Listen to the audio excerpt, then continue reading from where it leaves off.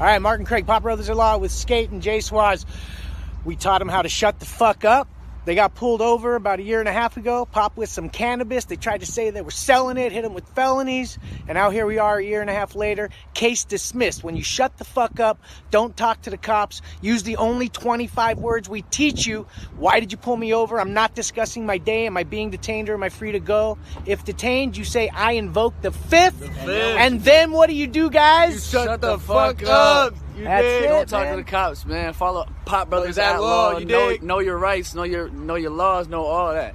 We got you covered. Pop Always. Brothers at Law. Out. Hey, everybody. Let the room fill up here. My brother is running late, so I'm going to start this off here today. This is Craig, Big Brother. We got to remind everybody that today's show is brought to you by Rocket Seeds, high-quality seeds. Go to Rocket Seeds. Also, make sure to find me and my brother on Instagram. You can follow me at Waslaw Dog and my brother at Waslaw. You can also follow us at Pop Brothers at Law, and that's POT_brothers_law_ Pop Brothers at Law on IG. We're also on TikTok, Snapchat, LinkedIn, YouTube, Twitter, Pinterest, and soon on G4+. I'm Craig Wasserman, together with my little brother Mark. We are known as the Pop Brothers at Law, California attorneys handling all aspects of cannabis business licensing and regulations, as well as criminal defense. Due to our large social media presence, we have over 1 million followers, and our educational videos have amassed over 800 million views collectively. We've created a worldwide attorney referral network, helping to connect honest, ethical attorneys for those who are in need all across the country and all across the world. More importantly, we teach people to peacefully engage with law enforcement by simply using the 25 words known as the script and to shut the fuck up when cops ask questions. We have copymarked and trademarked the script and shut the fuck up for legal services. And we are now getting ready to get into today's show, which is all about seniors and cannabis. We are going to have guests, Stony Mama. I see that we have Matt Cuman coming in. We've got Jerry K, and we've also got the Glove. And let me start bringing some people in. You'll have to excuse me as I said, my brother usually runs this, but here I am. Let's start bringing some people in. There we go. We got Matt. How you doing, brother? All right. We've got Chris, the Glove Taylor. What's up, my brother? You good? We can't hear you. Set up in here. Okay, you're there. Jerry, we got you too, brother. Can we hear you? Jerry. What's going on, brother? How you doing, man? Good. Just wanted to make sure I had audio on everybody. And, I kind of gave my brother some shit bringing us on as seniors. What? I know. I was going to say that right now. I was going to Google seniors. What does that actually mean? That's correct. It's us. I'm not even at the age. That's yet, us. We're here. There's it's like breaking the stigma of cannabis overall. Now we're breaking the stigma of what a senior is, right? Yeah. And seniors using cannabis. Absolutely. It's why not? The great part is, and I mentioned this last time about breaking the stigma and the stigma slowly eroding, is that I was at a casino over the weekend, and I'm in the elevator, and obviously I had just smoke coming from the room, and someone smells it. There was an older couple in there. They're smelling. What's that? I go, it's cannabis. Oh yeah, we just tried cannabis. We love cannabis. It's just so much more widely accepted than it used to be. And that's why I still say everybody needs to get on board and contact their legislators. We won't get off on that tangent right now. But I'm still on the senior tangent. That's right. So real quick, Jerry, we got something coming up for you, don't we? Birthday? Yeah, my birthday, June 29th at 8 p.m. at the Rainbow Bar and Grill. It's going to be lit. I got Chris the Glove here going to DJ on the Cannabis Talk 101 bus. It's going to be parked out in the front. Technically, I got to get Blue over there. He said he's going to do it. We going to party. How old? Some monster joints right now. This is what I'm in the middle of doing. Some mega joints. I love it. So Jerry, how old are you going to be? I'm gonna be let's see, 22. 18. I want to hear what my brother thinks seniors are. There you go. That's what I'm gonna be. High as fuck. High Nice, as fuck. Going up. nice. So I know we're all in that range, the 60 and above range. I'm 58. Get it right. Oh well, shit. Then you ain't no senior yet. I'm kicking you off. You gotta go. Although there are some things that come around in your junk mail. I think 55. Yeah. Oh yeah, they try to get you on that seniors dating site. There's a bunch of horny motherfuckers on there. Yeah. So let's start with Chris. Chris, how long have you? Well, you've been using cannabis for how long? I started using cannabis in 1991. I actually was not a high school or smoker. I was an athlete, and I didn't know all them dudes were smoking weed either. You know, I found that out later. I smoked my first joint after we finished mixing the Chronic album. Dr. Dre looked at me and said, "You ever smoke weed?" I said, "Nah, bro, but Snoop and them been smoking so much, bro. We good." He was like, "Nah, we gotta smoke one, bro." I was like, "Okay." So we went to my boy Mike and Ruben's house. We lit a joint appeared, and we smoked it and did the whole Wayne's World thing. Laid on the ground, watched the planes landing and shit. Me and Drake both smoked 1991 November. Very nice. Now, as a, let's say, older person, I don't want to use the word senior. I'm being stubborn. You and I are the same age. I know. It really helps with a lot of stuff. I mean, as we get older, I mean, personally, I've got certain ailments that I find that smoking cannabis and even doing some tinctures have seemed to help some medical problems. The doctors couldn't even figure out what was wrong with me. Exactly. So instead of taking any kind of pills, I decided just to, I mean, I think my heavy cannabis use since I was 15 years old has kept away all that crap. You know, that's just my own opinion. So and we're actually waiting also for Stony Grandma, or is it Stony Mama, to come on. Mark said that he had sent her information. I'd love to hear from her. But Matt, what do you I know we're all of us up here have been smoking cannabis for quite some time. And I was hoping to get some seniors in here who have recently turned to cannabis, because we know there is a lot of seniors that have turned to cannabis that had not been regular users like us. Matt, I don't know. You're always the statistic guy. Do you know any kind of stats in that area off the top of your head? You know, before I go on, hi Jerry, hi Chris. Nice to meet you guys. My pleasure. My buddy here, Craig, has lost his manners here in the introduction. Well, I'm not the normal host. I just usually chime in. I don't host this shit. You're definitely you're definitely not normal. That's for sure. I won't argue with that. You know, the data. One of my favorite data points about the elderly is the study that took place in Israel at a senior home. And of course, Israel is where Dr. Meshulam, who's considered sort of really the pioneer in terms of the research into medical cannabis.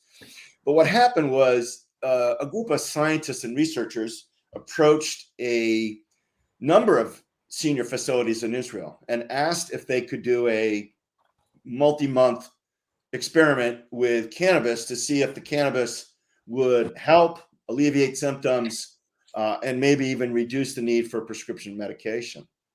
All of this is laid out. Well, one of the stories is The Scientist, which is it's on YouTube. It's about Meshulam, who's really, if you don't know Meshulam, your viewers, he's really an exceptional researcher and quite knowledgeable and just prolific in his research and his work in cannabis. And they finally Matt, but just real quick, can you spell that out for me? I want to type that in the comments so people can look that up if they're Mechoulam, Dr. Meshulam from Israel, and the name of the documentary about him is called The Scientist. And and it's really it's for geeks. This stuff. I'm kind of geeky, so this is kind of geeky stuff. I'm a Yeah, geek. yeah, it's fun. Hold on a second. All about science. Hold on a second. Let me just. It's all about it. It is, and I mean it goes hand in hand with the athletes and the CTI injuries and all the injuries athletes go to in the healing qualities. And I think that's hopefully, spilling over into the senior community, which I know it is. I mean, I know the stats are up. I know there's just tons of seniors going to legal stores. They don't have to feel all afraid of going to a illegal store. And even back in the days when it was quasi legal, they were still kind of weird about going into those old stores, even though we could set them up and operate legally. That's how they came to me. That. Right. That's how they came to me. That's yeah, right. we called Jerry. That's right. That's right. So Matt, what did we find out? Well, just I just typed in on my search engine just to refresh sort of what was. I just typed in Israeli nursing home study cannabis, and it came out. There's a CNBC report on it, treating kids and elderly with cannabis in Israel, use of medical cannabis in the elderly in Israel from UCLA. Wow. Studies and studies. Zach Klein has a study that, and I heard him speak at Patients Out of Time, which is a really wonderful conference for medical and healthcare professionals that's held every year. Zach, I met Zach there, and he told me about, actually, it's a long story about what happened with me and my dad when he was dying. But what they found after they got the nursing home and the patients and the families of the patients to agree to try the cannabis on the patients, because the main three symptoms were irritability, not eating, and in some cases, aggression towards staff members by old people. Like my mom, when she had dementia in a nursing home, she slapped her caregiver and stuff like that. Older folks, we start to get cuckoo, and we lose. Nah, you know what it is? We like to do that. We just are uninhibited. Yeah, well, we are beasts. We are animals. So, and I always remind people we're not as human as we think we are. And so by the end of the study, they found that they reduced the use of prescription medications for a number of conditions by up to 50%. And there were a number of categories, and I don't remember them all, but I highly recommend people check out on the internet the details of that study. And the funny part, of course, is it took forever to get permission to do the study. And when they were done with the study and they were packing up, the staff particularly begged them to keep going and keep doing the cannabis use, because their lives became a lot easier as staff members in an elderly facility. Their patients were easier. They were eating better. They were less aggressive, and they were happier. They were more content. And and I think that study to me is the kind of pillar of when I think about elderly use. And now, of course, there's like Chris and Jerry know, and Craig. I mean, a lot of people are experimenting. Well, does it really help me sleep better? Will it help me eat? People are starting to poke around at it, and they're experimenting. And so that's that's kind of my thoughts on it all. My own personal use of cannabis is, I actually do notice that if I use too much cannabis, it makes me a little uncomfortable, a little anxious, and so I'm kind of I check and modulate my cannabis use so that it's appropriate. And I particularly like cannabis use for creative, unblocking my creative thing, because I do a lot of writing as a lawyer and a lot of policy work, and I really like the unblocking of the creative. That's when I'm really most, wow, it's like it really opens things up for me. So, I go ahead, Jerry. Yeah. So with that said, we're talking about sleeping, hyperactivity, slow down. So for me, I smoke indica because I'm very high strung. But in today's market, if you're not an educated user or you don't know where you're getting your product, how do you know what you're smoking for what you want it to do? And that's the problem with the market right now. We were just talking about it. There used to be, dirt weed, mids, chronic, and OG. I mean, now everything's so crossbred and so hybrid. I don't even know if it's hybrid anymore. It's just a muck. So how do you know what you're smoking? Exactly. Well, you know what's funny is, and it's a little diverges a little bit, but that's why I don't know. I think Matt is in agreement. This whole adult use words, to me, it's absolute bullshit, and it's justification to treat it differently because, as all of us know, we have been like any other, whether it's a great drug, what do you want to call cannabis, or not, we're self-medicating. We've been self-medicating our entire lives. Since I was 11 years old, I've been medicating. What was that? At 11 years old, I knew I was an unhappy child in a situation. And when I started smoking, I felt better and I was happy. And as I grew and was around those people in that apartment complex that loved getting the coach's son high, it was the downfall of that part was the drugs, the Valiums, the speed, the Quaaludes, the heroin, and all that shit that came into play. But marijuana is what's really carried me all the way through life to today, to where I'm at right now. And I'm very particular about what I smoke, which I find very important. And I So what do you smoke? I find a lot of the legal facilities is not stuff that I want to smoke, because they're in the business for a different game versus the guys that I knew back in the day, Soma, Aaron, DNA, Buddha, Franco, Ari, and all those guys flew for quality and well, yeah, you're absolutely right. And I'm going to shamelessly plug my kids, West Coast Cure, and Jay Cure's a West Coast Cure, because they have not jumped onto that bandwagon. They're still keeping the same high quality because there's so many out there. There's so many brands that are flooding the market with crap at a real low price point. And, people are in a bad time and they'll buy what's cheap. And instead of buying something that's less expensive, maybe on the spectrum that my kids may have, it's not cheap and it's not shit, and it still comes from the best shit. So yeah, that's really important on getting the best. Chris? Yes, I was going to wait for you to finish, but yes, that's what Sweets does. We make cocktails. So I was going to go back to what Matt was saying before about the trials. One thing I've always noted, because I want to run trials myself, my attorney is going to help me set them up. Right, Craig? You got it. So the thing I've learned is that if all four of us smoke this, indica or sativa, we're going to all react differently. Mm-hmm. So since we got to find out what works for us, each one, that's how come we need these trials. Indica might do for you what sativa does for him.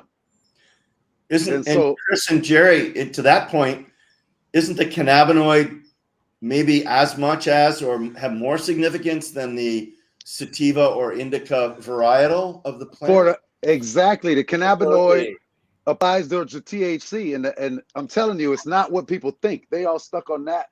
And Jerry and I know from smoking, we used to grab a bag of green or a bag of brown. Right. We all definitely need to be educated. And I think this is one of the worst parts about the federal prohibition in the country is that it's really kept a more uniform educational approach across the culture so that we can get access and figure out, like you're saying, Chris, what works for us, and Jerry's point too, they're certainly pushing high THC, and that's not necessarily what's going to work for everybody anyway. Absolutely.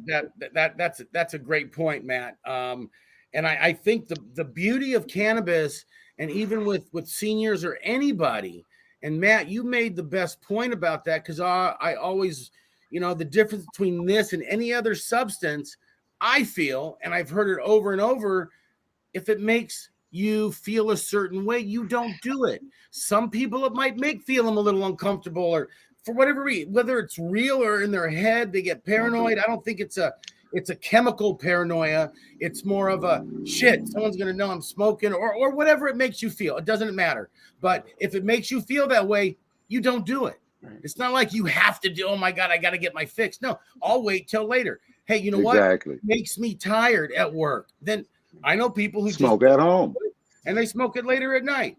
Or you got the three of us who we can smoke all day. I don't even get paranoid ever. Yeah, I mean, I don't, but you know, each it's That's like the first incident. I mean, everybody experiences the hyper paranoia when you first start smoking. Just like when you get a bottle. Yeah, of I never did. I never did. I never did either. But No, I didn't that have no fear. My heart bumping. Yeah, no, I'm not. That saying has happened. No, but not every I'm not time. arguing that it doesn't happen at all. I'm saying that whoever it happens to, however it cannabis makes you feel, if it puts you in a state of like, I'm tired, I'm not going to get work done, I can't, I space out. I mean, that's why would you do anything that makes you do that? Right. Well, no, a lot of people do other drugs because the chemical of that drug, you have to get that high. Coffee. Yeah. I mean, I can't start my day without 2, large cups of coffee. But there you go. I go for 3, and I love the taste of coffee and stuff.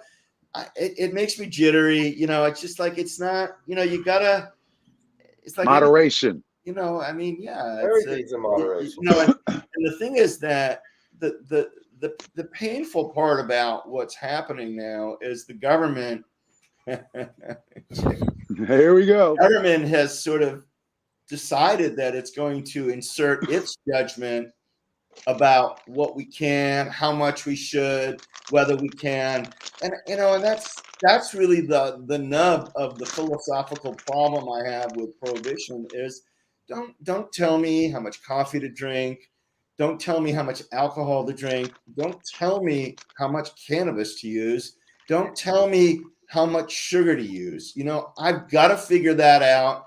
And sure, our salespeople, big companies, going to push products that, if we use them too much, is that going to be bad for us? Yeah. But, everything. Why don't we start to give, and I'm not an anti-government person. I know many cannabis people are. I'm not. I believe in government. It's not about that they're anti-government. It's about that they want to control what we do with our bodies. Well, it's like the abortion thing too. There's just so much effort to sort of be our protector. But you know what's funny, Matt? Well, I'm kind of glad you brought that up just as an analogy, because I was about to say, when it comes to cannabis, now obviously abortion is a very partisan issue.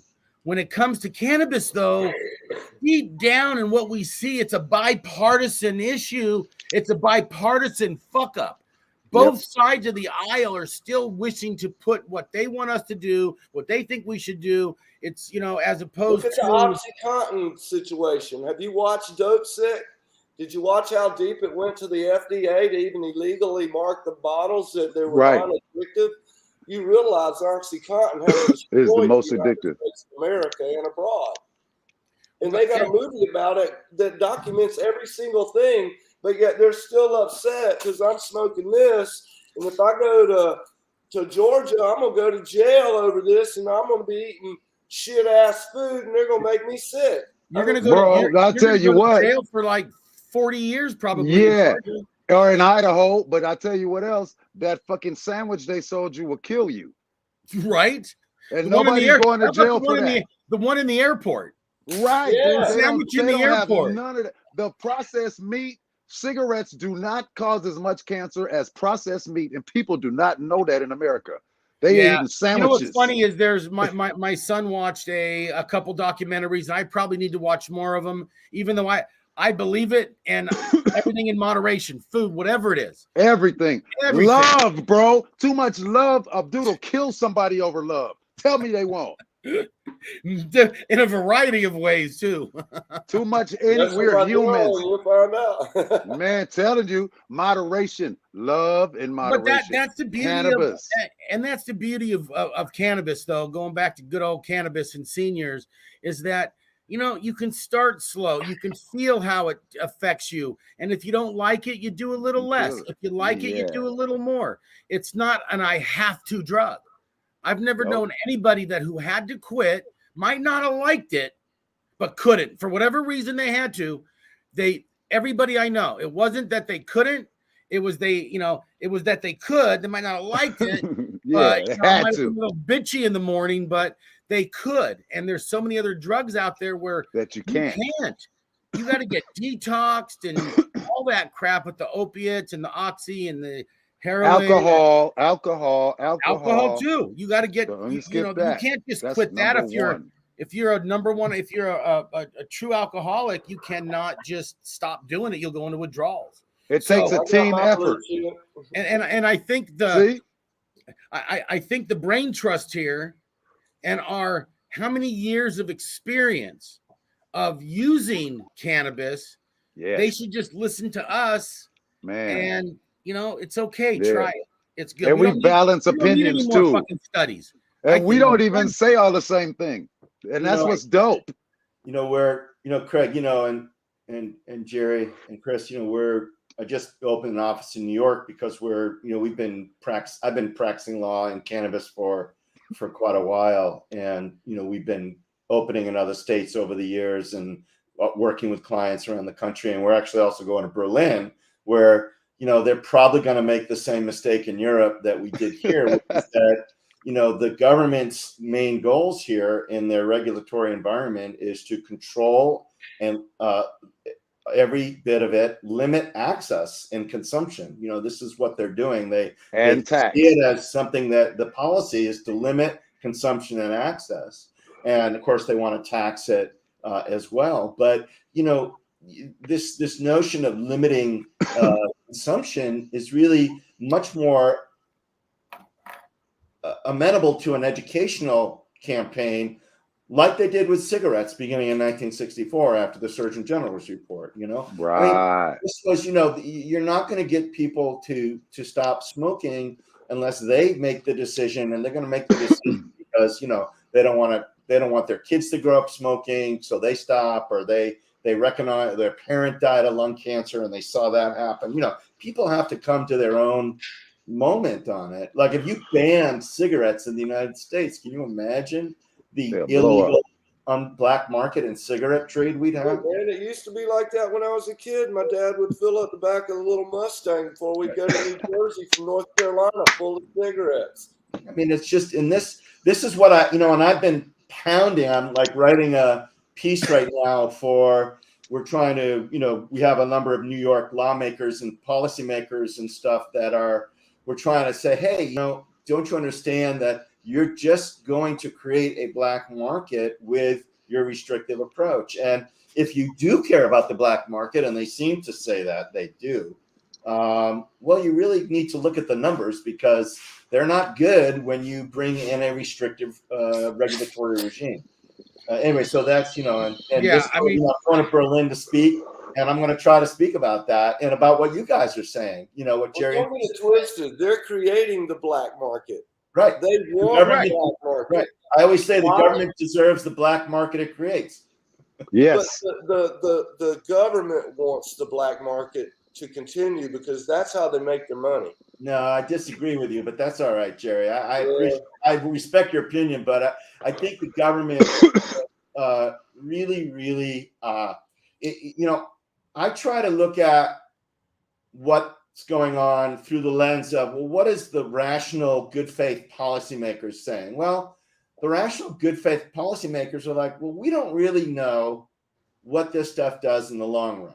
I'm not saying they're right about that, but they're at least saying we don't know. And so it'd be nice to know more before we roll it out in a bigger way. So that, you know, that's probably their best argument. Not that I. Which is a terrible argument. Well, let me wait. Let me moderate for a sec, because I'm curious.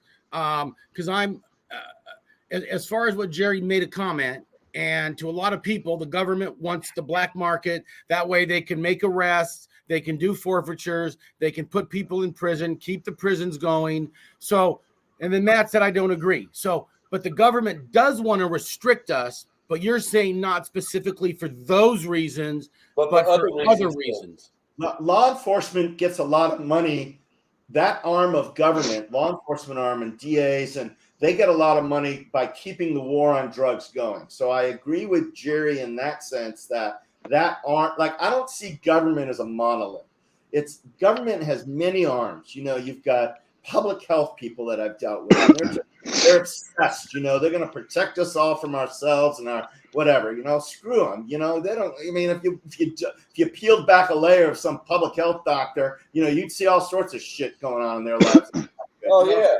So You know, check it out. So this is what for me. So I worked in law enforcement as well, yeah. and so You did. yes, they want to both. You I see, didn't know that. there are two things that are happening here. There are, yes, they want not a monolith, it's a megalith. It's everywhere, and it controls everything, the good and the bad. So they do want us to be legal, and there are those groups, and they do want us to be illegal. There are those groups, but this is what works because of they can only get so much with forfeitures. It's like a cut and dash. How much do the criminals get as opposed to us? And then they go, okay, we're going to try to minimize that, and we need to tax all of this shit. The whole thing is money. They don't care about what it does to us. Absolutely. They let us smoke cigarettes and eat processed meat. The megalith don't give a fuck about its employees, bro, at all. They just want to get the money. They got to figure out how to work. The banks ain't working with them, so they got to work that shit out with the federal so that the banks or the savings and loans are working with them. So they say, hey, these guys are making money. Then you got Bank of America getting rid of all unnaturalized Americans off of Bank of America. They're dumping them. Take your 15 million, get out of here. We don't care. So it's all kind of things going on. Cannabis is part of this. Yeah. When globally, listen to this. When you can make cannabis in Africa and send it to Canada, and you're an American, that's when you're whooping their ass. Yeah, and we're actually moving there. You know, that's happening. Yeah, Matt knows a lot about the international cannabis laws as well. Matt, you are now my second attorney. Well, I'll follow along with. Third. I'm always happy to help Craig with his clients and Mark. So Come on. Nice yeah, but I mean, we have Matt's very, very politically involved. So it's always great to hear his opinions and things of that nature. But I'm glad we have everybody on today. I think we'll call it a day. We need to do this again soon. We can talk about something else. There's so much to talk about in the. We'll talk about those sweets. Yes, I have had those. Those rank up there with the absolute best. Thank you. Now, Jerry K, I don't think I've got to try that.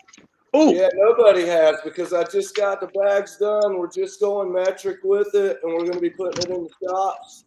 So basically, that's the first visual of the bag right there. That's the back of the bag. No Joke is the name to go Jerry K. Well, make sure you put enough samples in metrics so I get a sample. Yeah, hey, Jerry, look. You know, as long as everyone's pitching, you know, this International Cannabis Business Conference in Berlin, July 18th and 19th, where I'll be speaking, and there's going to be a lot of Americans there, Germans, Europeans, and we're looking at the first hugest market, Germany, opening up for adult use, and this is really going to be earth-shaking. And are they going to have the taxation like they do here? They're going to do the same. They'll do the same stupid. Now, system. are you speaking literally saying to these people, don't do what we're doing, and they'll probably do it anyways, but that's going to be your Well, I'm trying to send the message about that. Ultimately, this restrictive structure that started in Colorado, really full force back in 2010 when they passed their first medical regulation, and then every state pretty much adopted the structure of control, reduce consumption, reduce consumer access, make high barriers to entry for businesses. All that stuff is really wrong, and we're trying to say, hey, you need to take a different approach. But it's unfortunate. We're on this path now, and it's going to take years of advocacy to get back to let's calm down about cannabis. Let's just calm down and let's. I mean, it just simply needs to be a free market. I'll be honest with you. It's very tough to get there. It's very tough. Yeah, it's gonna be. I get it. I mean, go ahead, Jerry.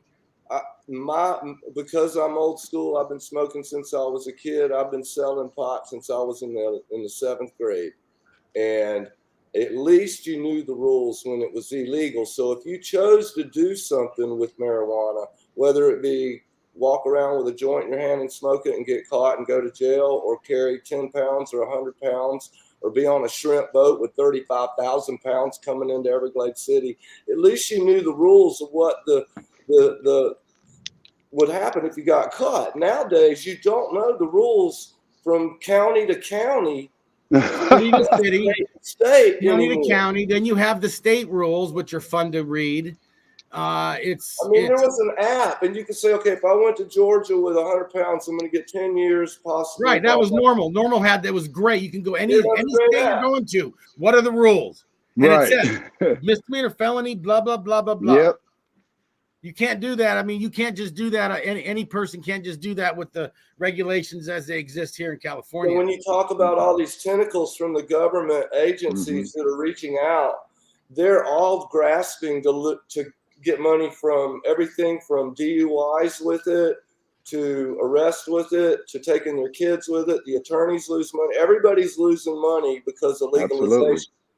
Even the people who are trying to sell pot legally have to work both sides of the fence because they can't survive on the legal market. You don't see Heinz Ketchup going through that.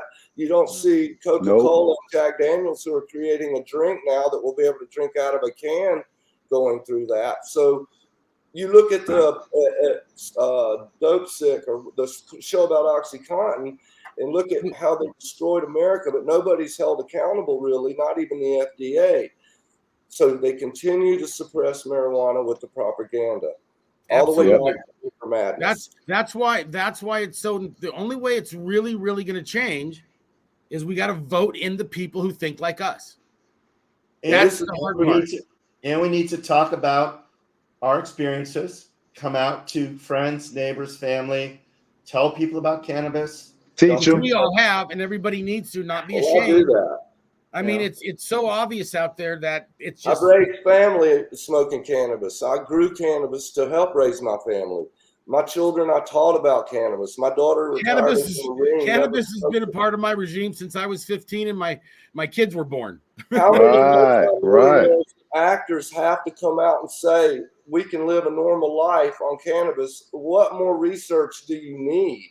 The research they need is, how am I going to catch Chris doing something wrong with cannabis so I can make money off of this? Right. As opposed to, hey, we who we really should have got in here.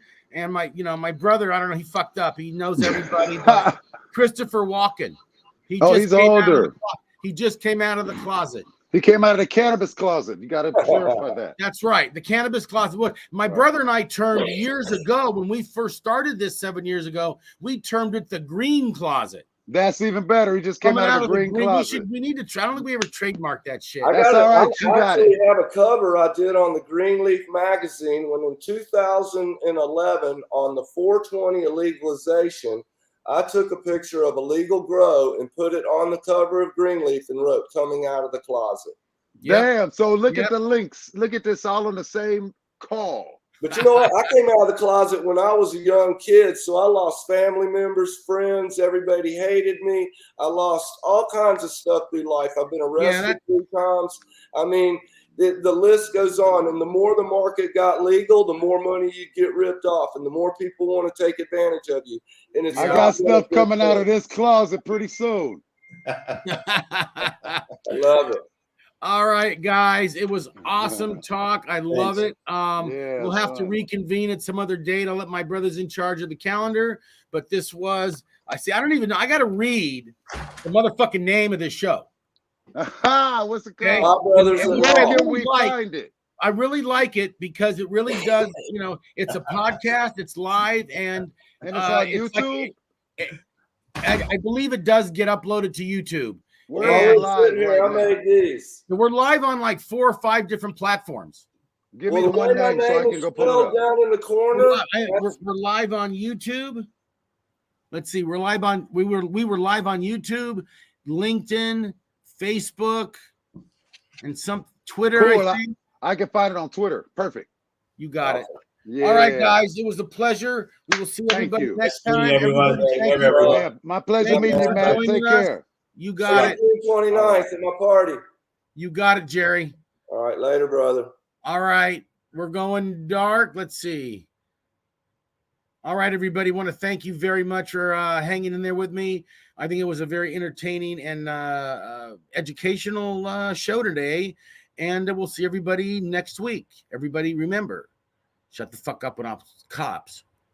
Hold on. Let me get some water. Shut the fuck when cops ask questions. Do not consent to a search. And get high and fly. Don't drink and drive.